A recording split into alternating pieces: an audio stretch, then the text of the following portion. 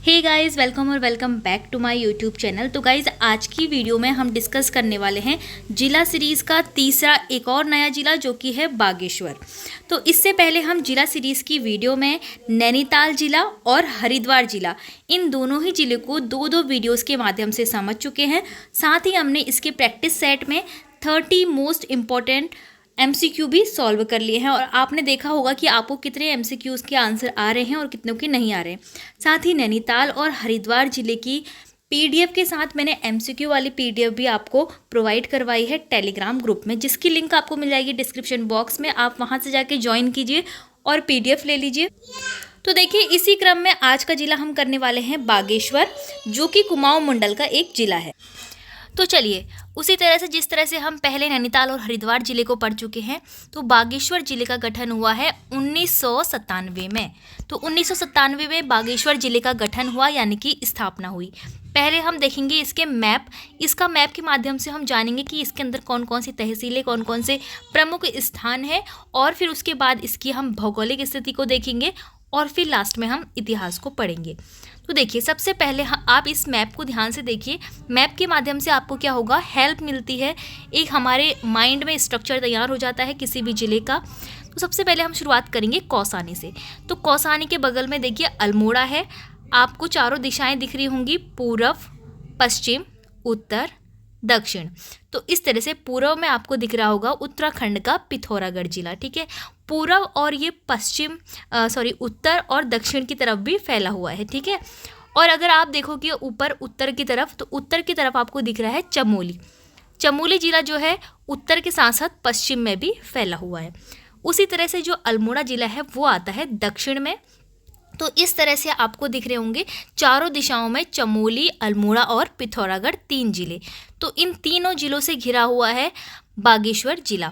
अब देखो, तीनों जिलों से घिरा हुआ है, कोई भी यहाँ पर राज्य नहीं हो रहा है और ना ही किसी देश की सीमा यहाँ पर टच हो रही है। ठीक है, तो ऐसे जिलों को कहते हैं आंतरिक जिला। आंतरिक जिला का मतलब होता है ऐसा जिला जिससे कोई भी राज्य टच नहीं हो रहा होता है, साथ ही कोई देश की सीमा भी टच नहीं हो रही होती है। केवल उसके अंदर, राज्य के अंदर ही जो जिले होते हैं उनकी सीमाएं टच हो रही होती है।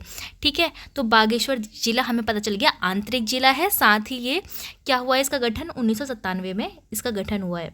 अब देखिए, बाहरी सीमाएं हमने पढ़ ली हैं। अब अंदर से शुरुआत करेंगे कौसानी से। तो कौसानी से आगे बढ़ते हुए गरुड़ से आगे बढ़ते हुए बैजनाथ मंदिर आ जाता है। इसके बारे में भी हम डिटेल में पढ़ेंगे। ठीक है, बैजनाथ मंदिर के पास में ही आगे को जाएंगे तो बागेश्वर शहर यहाँ पर आ जाएगा। जो मेन बागेश्वर शहर होगा, तो यहाँ पर बागनाथ मंदिर भी है। आपको पता होगा बागनाथ मंदिर जो है मुख्य बागेश्वर शहर के अंदर आता है। बैजनाथ मंदिर एक मंदिर के समूह टाइप का है, ग्रुप ऑफ टेम्पल्स टाइप का है। जैसा कि अल्मोड़ा में आपने जागेश्वर मंदिर देखा होगा, तो उसी तरह से ये छोटा सा मंदिर समूह है।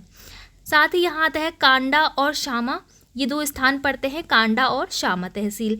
फिर आता है कपकोट। ठीक है, कपकोट आता है, इधर शामा भराड़ी है, इधर सुंदर ढूंगा, कफनी, पिंडारी, मैकतोली, ये चारों क्या हैं, ग्लेशियर हैं। तो आपको दिख रहा होगा ग्लेशियर लिखा है यहाँ पर। मैकतोली, पिंडारी, कफनी और सुंदर ढूंगा, ये क्या है, ग्लेशियरों से घिरा हुआ क्षेत्र यहाँ पर इसके बागेश्वर के उत्तर साइड में पड़ता है। तो बहुत ही ईजी है इसको समझना। अब देख लेते हैं हम इसके चारों ओर बाहरी सीमा में कौन कौन से पर्वत और कुंड हैं। ठीक है, सबसे पहले पूर्व से शुरुआत करते हैं। भीलेश्वर पर्वत जो है बागेश्वर के पूर्व की ओर है। नीलेश्वर पर्वत बागेश्वर के पश्चिम की ओर है, और उत्तर की ओर सूरज कुंड पड़ता है और दक्षिण की ओर अग्निकुंड पड़ता है। ये देखिए, दक्षिण की ओर अग्निकुंड पड़ता है। तो चारों दिशाओं में 2 पर्वत और 2 कुंड हैं, भीलेश्वर पर्वत, नीलेश्वर पर्वत, सूरज कुंड और अग्निकुंड। तो आई होप आपको इसका मैप आसानी से समझ में आ गया होगा। आप भी एक बार इसको बनाइए, सारे स्थान बनाइए, तब आपको जल्दी से ये याद हो जाएगा। ठीक है, सीमाएं याद रखना, पिथौरागढ़, चमोली और अल्मोड़ा। अब जो सीमाएं हैं यहाँ पर एक बार आप फिर से देख लीजिए। पूर्व, पश्चिम, उत्तर में पिथौरागढ़ आता है, दक्षिण पश्चिम में अल्मोड़ा आता है और पश्चिम उत्तर में चमोली आता है। ठीक है, अब आते हैं हम बागेश्वर जिले की भौगोलिक स्थिति पर कि कौन कौन सी लोकेशन पर क्या क्या स्थित है। ठीक है, बागेश्वर किस लोकेशन पर स्थित है। सबसे पहला जो और सबसे इम्पोर्टेंट, ठीक है, पहला और सबसे इम्पोर्टेंट जो टॉपिक है वो है बागेश्वर सरयू व गोमती नदी के संगम पर बसा हुआ है। ये क्वेश्चन बहुत बार पूछा जा चुका है कि जो बागेश्वर है वो किन नदियों के संगम पर बसा है, या फिर ऐसे पूछा जाता है कि जो सरयू और गोमती नदी है इनके संगम पर कौन सा स्थान है, कौन सा जिला है। ठीक है, बागेश्वर जिला आपको याद रखना है, सरयू और गोमती नदी। ठीक है, मैप में अगर आप देखेंगे तो मैप में जो है इस तरफ से ये सरयू और गोमती नदी होती है। ठीक है, अब देखिए आगे लिखा है, इसके पश्चिम में नीलेश्वर पर्वत है, पूर्व में भीलेश्वर पर्वत है, उत्तर में सूरज कुंड है और दक्षिण में अग्निकुंड है। ठीक है, आपने ये सब तो मैप में देख ही लिया है। अब आगे बढ़ते हैं। क्षेत्रफल इसका बताया गया है 2246 किलोमीटर स्क्वायर। तो उत्तराखंड राज्य का ये तीसरा सबसे छोटा जिला है, ये भी आपको याद रखना है। बागेश्वर तीसरा सबसे छोटा जिला है। अब सबसे छोटे जिलों का क्रम हम यहाँ पर देख लेते हैं, तब हमें ज़्यादा आसानी से समझ में आएगा। तो देखो, चंपावत जो है उत्तराखंड का क्षेत्रफल के हिसाब से सबसे छोटा जिला है, यानी कि 1766 समथिंग इसका किलोमीटर स्क्वायर इसका क्षेत्रफल है। तो सबसे छोटा जिला हो गया चंपावत। फिर दूसरे नंबर पे आता है रुद्रप्रयाग जिला, तीसरे नंबर पर बागेश्वर आ जाता है, चौथे पे हरिद्वार और पांचवे पे ऊधम सिंह नगर आता है। ठीक है, हरिद्वार का देखिए 5 जिलों के अंदर चौथे स्थान पर ये आ रहा है छोटे में, लेकिन जनसंख्या के स्थान पर उत्तराखंड में सबसे अधिक जनसंख्या हरिद्वार में ही है। तो जनसंख्या घनत्व यहाँ पर बहुत ज़्यादा है। ठीक है, कम क्षेत्रफल पर ज़्यादा लोग रहते हैं। अब देखिए आगे बढ़ते हैं। तो ये वाला पॉइंट जो कि आंतरिक जिला है बागेश्वर, ये हमने पहले डिस्कस कर लिया है। कोई भी देश और राज्य की सीमा इससे नहीं छूती है। ऐसे ही उत्तराखंड में 4 जिले हैं। ठीक है, बागेश्वर को मिलाकर उत्तराखंड की जो 4 जिले हैं, ऐसे जिले जो कि आंतरिक जिले कहलाते हैं, वो है रुद्रप्रयाग, टिहरी, बागेश्वर और अल्मोड़ा। ठीक है, सभी चारों आंतरिक जिले हैं। ठीक है, कभी पूछा भी जा सकता है उत्तराखंड में कितने आंतरिक जिले हैं, उनके नाम पूछे जा सकते हैं। अब हम आते हैं बागेश्वर के इतिहास पर। भौगोलिक स्थिति आई होप आपको अच्छी तरह समझ में आ गई होगी। एक बार रिवाइज कर लेना, तब ज़्यादा अच्छी तरह से समझ में आ जाएगी। ठीक है, वैसे तो आपने जिला सीरीज पहले ही पढ़ ली होगी, अब आपका रिवीजन ही हो रहा होगा। ठीक है, तो इतिहास बागेश्वर कैसे बना, इसका नाम बागेश्वर कैसे पड़ा, ठीक है, किन कारणों से इसे बागेश्वर कहा जाता है, वो सब हम इसमें पढ़ने वाले हैं। तो बागेश्वर का जो नाम है, बागेश्वर कैसे हुआ, इसका नाम है व्याघ्रेश्वर। इसका नाम था व्याघ्रेश्वर, का मतलब होता है बाघ के रूप का। ठीक है, तो इसमें मान्यता ऐसी मानी जाती है कि जो शिव जी थे तो उन्होंने यहाँ पर अपना बाघ का रूप रखा था। ठीक है, इसीलिए इसको व्याघ्रेश्वर कहा जाता था, या फिर इसको बागनाथ भी कहा जाता था। बागनाथ का तो मंदिर भी अभी भी है, तो बागनाथ का मंदिर जो है बागेश्वर ही उसको कहा जाता है। मुख्य बागेश्वर मार्केट में है बागनाथ का मंदिर। तो व्याघ्रेश्वर नाम इस प्रकार से शिव के बाघ के रूप के यहाँ पर जो है मान्यता है, तो वह स्वरूप इन्होंने धारण किया था। तो व्याघ्रेश्वर और बागनाथ किसका नाम है, बागेश्वर का ही नाम है। धीरे धीरे वहाँ के लोग जो है व्याघ्रेश्वर बोलते बोलते जो है स्थानीय भाषा में वहाँ परिवर्तन आते आते ये नाम बागेश्वर हो गया। ठीक है, अब आगे बढ़ते हैं। इसे मानस खंड में नीलगिरी भी कहा गया है। बागेश्वर को नीलगिरी भी कहा गया है मानस खंड में, जो कि एक पवित्र स्थान माना गया है, बहुत ही ज़्यादा श्रेष्ठ स्थान ये माना गया है। बागेश्वर के कुछ अन्य नाम भी है। उत्तर का वाराणसी कहते हैं इसको, बागीश कहते हैं या फिर बागनाथ कहते हैं, वाणीश्वर भी कहा जाता है, और शिव की नाभि भी बागेश्वर को ही कहा जाता है। ठीक है, शिव नाभि किसे कहा जाता है, बागेश्वर को। लेकिन शिव की राजधानी अगर आपसे पूछा जाता है तो हमने परसों ही वीडियो में पढ़ा है, हरिद्वार को बोला जाता है शिव की राजधानी। किसने बोला था, टॉम कॉरियट ने। ठीक है, याद रखने हैं, सारी चीज़ों को कनेक्ट करते हुए चलते हुए जाना है। ठीक है, भगवान शिव के कारण जो है बागेश्वर को तीर्थराज भी बोला गया। ठीक है, भगवान शिव के कारण तीर्थराज बोला गया।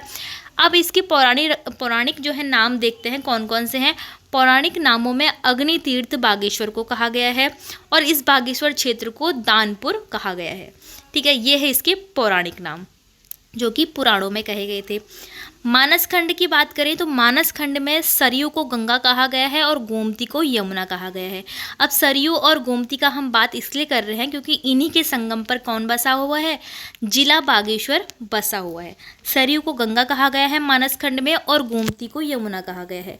मानस खंड यानी कि स्कंद पुराण में मानस खंड कहा गया है कुमाऊं मंडल को, तो कुमाऊं में आता है बागेश्वर जिला। अब देखिए जो बागनाथ मंदिर है, बागनाथ मंदिर के बारे में यहाँ पर कुछ बताया गया है। बागनाथ मंदिर के बारे में इसलिए बता रखा है क्योंकि इसी का एक परिवर्तित नाम जो है बागेश्वर है। तो बागनाथ मंदिर जो था, इसका जो जीर्णोद्धार मतलब कि दोबारा से इसको बनाया था, दोबारा से इसको सजाया था, वो थे चंद शासक लक्ष्मी चंद, जो कि 1602 ईस्वी में इसको जीर्णोद्धार इसका कराया था। बागेश्वर को अल्मोड़ा से अलग करके 15 सितंबर 1997 ईस्वी में नया जिला बनाया गया। तो बागेश्वर का गठन याद रखना है 15 सितंबर 1997 में हुआ। पहले जो है बागेश्वर अल्मोड़ा जिले के अंदर ही आता था, तो अल्मोड़ा जिला और बागेश्वर दोनों ही मिक्स थे। लेकिन बाद में धीरे धीरे 1968 में बागेश्वर नगर पालिका का गठन हुआ, फिर 1974 में इसको एक अलग तहसील बना दिया गया। तो इसी तरह से आगे बढ़ते बढ़ते 15 सितंबर 1997 में बागेश्वर को एक जिला बनाया गया अलग। ठीक है, ये तो हो गई इसकी स्थापना की बात। 1921 सन यहाँ पर मोस्ट इम्पॉर्टेंट बताया गया है। वो क्यों बताया गया है? क्योंकि बहुत बार इससे क्वेश्चन बन चुका है कि जो है बागेश्वर में सरयू नदी के तट पर कुली बेगार प्रथा का अंत हुआ था। तो देखिए जब ब्रिटिश काल चल रहा था तब उस वक्त क्या होता था, कुली बेगार प्रथा होती थी। कुली बेगार प्रथा में जो है वहाँ के जो स्थानीय लोग होते थे उनको ब्रिटिश लोगों के जो सामान होते थे उसको सरयू नदी को पार करते हुए उनको ढोना पड़ता था। नदियों को पार करते हुए उनके सामान को उस ओर से उस ओर ले जाना होता था, जिसके लिए उनको कोई भी रुपए नहीं मिलते थे। ठीक है, तो उनसे एक तरह की मजदूरी कराई जाती थी। तो इसके विरोध में जो है बागेश्वर के लोगों ने सरयू नदी के तट पर जितने भी कुली बेगार से संबंधित डॉक्यूमेंट थे, दस्तावेज थे, वो सभी क्या कर दिए थे, सरयू नदी में बहा दिए थे। तो सरयू नदी में ये प्रवाहित कर दिए थे। तो 1921 उस वक्त सन चल रहा था। तो कुली बेगार प्रथा का अंत माना जाता है बागेश्वर की सरयू नदी से, जिसका अंत हुआ था 1921 में। इसीलिए बहुत बार पूछा गया है। इसी पर एक पुस्तक भी लिखी गई है, कुली बेगार पुस्तक। बहुत बार पूछा गया है क्वेश्चन, शेखर पाठक द्वारा ये पुस्तक लिखी गई। तो चलिए अब आ जाते हैं हम बागेश्वर में स्थित प्रसिद्ध मंदिरों पे। ठीक है, मंदिर ज़्यादा नहीं है। बैजनाथ और बागनाथ मंदिर को आपको मेनली याद रखना है, कुछ छोटे मंदिर भी और हैं। ठीक है, बैजनाथ मंदिर एक प्रकार का मंदिर समूह है। इसका अन्य नाम वैद्यनाथ है। ये बसा हुआ है गोमती और गरुड़ गंगा के संगम पर। गोमती और गरुड़ गंगा के संगम पर बसा हुआ है। ये गरुड़ में ही बैजनाथ मंदिर आता है, गरुड़ के अंदर, इसीलिए गोमती और गरुड़ गंगा के अंदर संगम पर बसा हुआ है। ठीक है, बैजनाथ मंदिर। इसमें क्या है, एक मेन जो बैजनाथ मंदिर समूह है, ये एक प्रकार का, इसका जो मुख्य मंदिर है उसके अंदर पाई गई है आदम कद पार्वती की पत्थर की मूर्ति। ठीक है, तो ये मेन बात है इसमें। जो बैजनाथ है वो कत्यूरों की राजधानी कहलाता है। ये बहुत बार क्वेश्चन पूछा गया है, मोस्ट इम्पॉर्टेंट है कि कत्यूरों की राजधानी किसे कहा जाता है। तो बैजनाथ क्या थी, कत्यूरों की राजधानी थी बागेश्वर में। इसका जीर्णोद्धार कराया गया कत्यूरी, चंद्र और गंगोली वंश के राजाओं ने। तो इतना याद रखना है आपको बैजनाथ मंदिर के बारे में। सबसे मेन बात इसमें है कि कत्यूरों की ये राजधानी थी। संगम भी आपको याद रखना है, गोमती और गरुड़ गंगा।